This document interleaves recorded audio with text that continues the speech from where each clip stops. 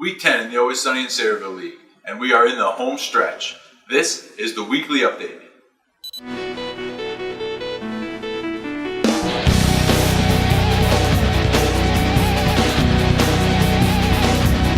Alright, so in week 10, both of the 2-8 teams got completely stomped out, which actually sets up a very key week 11 matchup. The rest of the standings, the rest of the schedule becomes very interesting with 3 games to play, a lot of different scenarios based on the way the standings are. Everybody's still sort of bunched up. A lot of different things could happen in these last 3 games. But speaking of the schedule, I remember that I had mentioned that I was going to change up the schedule from the way things are. I'm going to change it up next year. Well, I have it all worked out.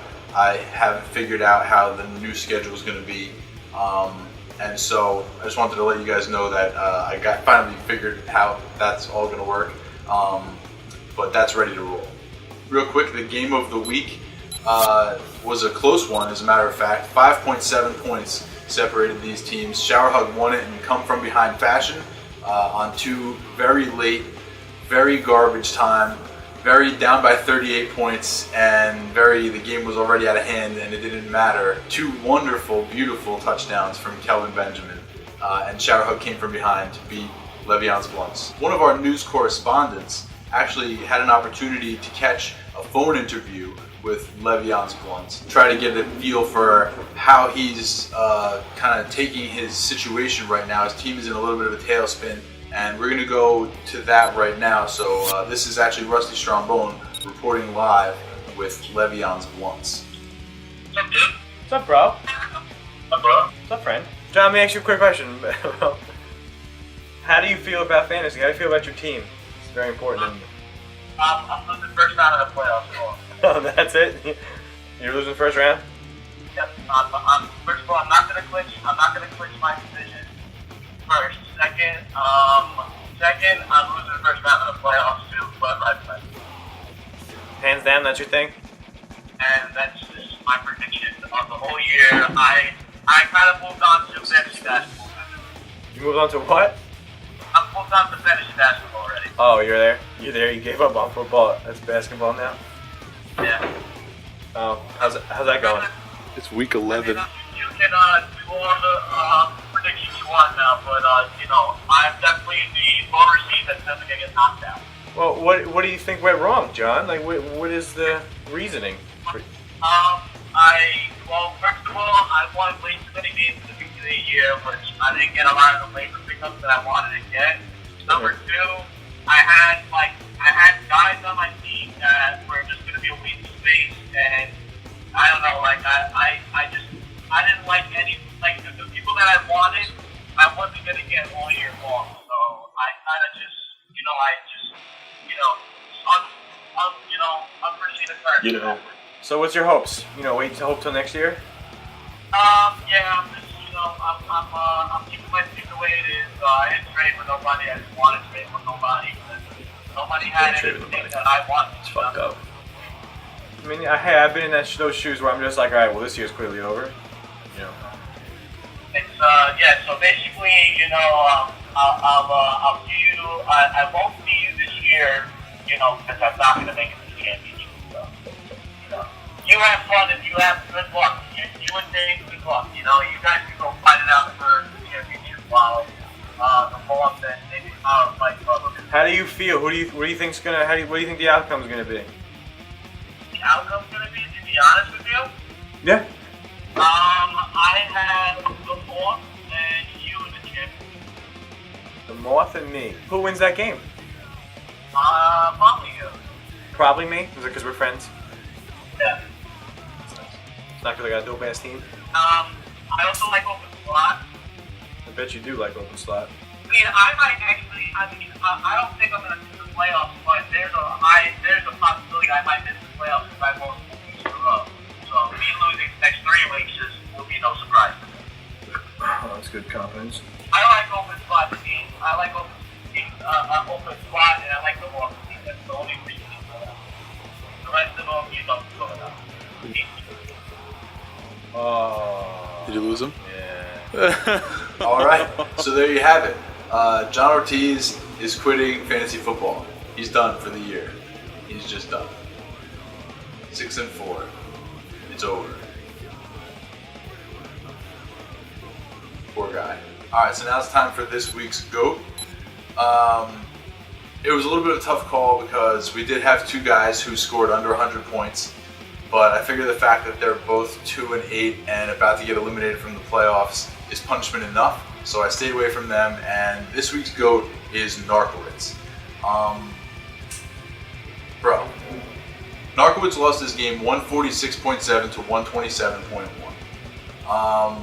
But, I mean, that doesn't seem like that much of a big deal, unless you take into account the fact that he could have very easily won this game if he had just stuck with his stars, but he tried to play the hot hand and got burned real bad. Alright, so let me break it down for you. Narkowitz lost the game by 19.6 points. Ben Roethlisberger scored 17.7 points. Aaron Rodgers scored 52.6 points on the bench. Now that's a difference of 34.9 points. Now if you were to add those 34.9 points onto Narkowitz's score, he wins the game easily by more than 15 points. Now, okay, the week before was Aaron Rodgers' bye week, and Ben Roethlisberger had his second 6-touchdown game in a row. He threw for 6 touchdowns the week before on Narkowitz's bench, but he was playing Aaron Rodgers and had to argue with that at the time. Rodgers goes on a bye. Roethlisberger throws for 6 more touchdowns, and then Narkowitz is like, well, he's obviously going to throw for 6 touchdowns every week from now on. And he leaves him in the game, leaving Aaron Rodgers coming off a bye against the Chicago Bears on his bench. Aaron Rodgers, I guess, had plenty of time to watch Ben Roethlisberger throw for 6 touchdowns and said, you know what, I could probably do that too, and proceeded to throw 6 touchdowns in the first half of his game on his way to a 52-point game, which would have been the highest score in the league this week if he wasn't on the bench. 1 week after losing a game from failing to throw the red challenge flag, Narkowitz loses a game because he left Aaron Rodgers on the bench in favor of Ben Roethlisberger. That, by the way, is his 4th loss in a row. It's not his 2nd loss in a row, it's his 4th loss in a row. And for that, Narkowitz is this week's GOAT. Now we move on to this week's hero. This was a tough call. Decided to go with Team Blumpkin on this one. Real tough call this week. Team Blumpkin won their game by a score of 165 to 133.6. Not only were they the high score for this week, but I felt as though they played against the most formidable opponent. The Moths scored over 130 points in a loss. 8 out of 9 Team Blumpkin players scored in double digits, led by Marshawn Lynch's 41.3 and Brandon Marshall's 25.2. So Team Blumpkin takes control of the Porter division with 3 games to play. And perhaps the biggest thing about this win is that 2 out of the next 3 games are against Toddler Fight Club and Le'Veon's Blunts, which are the next 2 teams in the standings. So for all intents and purposes, Team Blumpkin controls their own playoff destiny. And for that, Team Blumpkin is this week's hero. Alright, so this next bit is a suggestion by one of you guys. This week, Bobby J reached out to me and suggested that I do a trade recap or a trade review about all the trades that happened. Talk about the good ones and the bad ones. Talk about how many trades were made versus last year and stuff like that. And I thought that was a really original idea, so I decided that I'm going to do that. So without further ado, this is the 2014 trade review. Okay, thank you very much.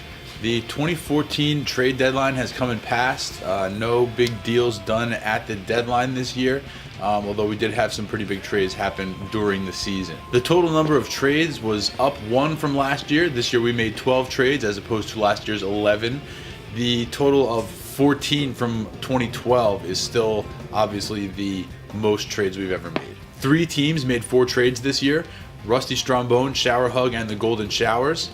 The record for most trades in a season still stands from 2012. That's Rusty Strombone with 7 trades. AJ Green is the only player who was traded more than once.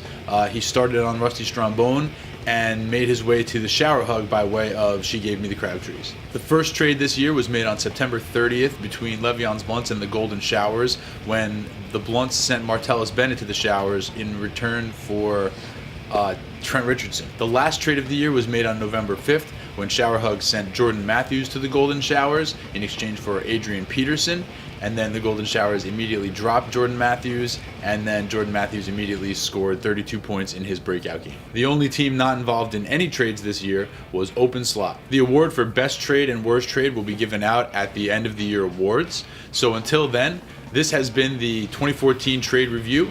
Back to you in the studio. All right, well, thank you very much.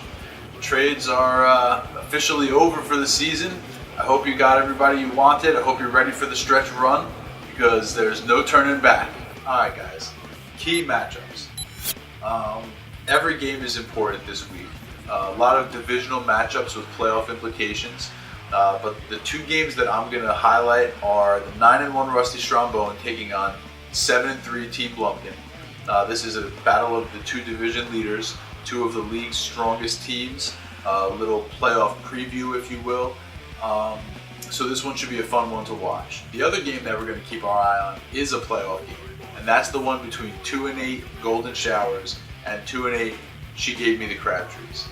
The loser of this game will be mathematically eliminated from the playoffs. They'll be the first team out for the season, and the winner will still have a chance, albeit a very, very small chance. They'll still have a chance at the playoffs. This game is must-see TV. This is what it's all about. Win or go home in week 11. So that's it, guys. Week 10 update over. Remember to set your lineups. Remember that it's crunch time for those 2-8 teams. And I will see you next week, where it's always sunny, unless you're one of the teams that loses.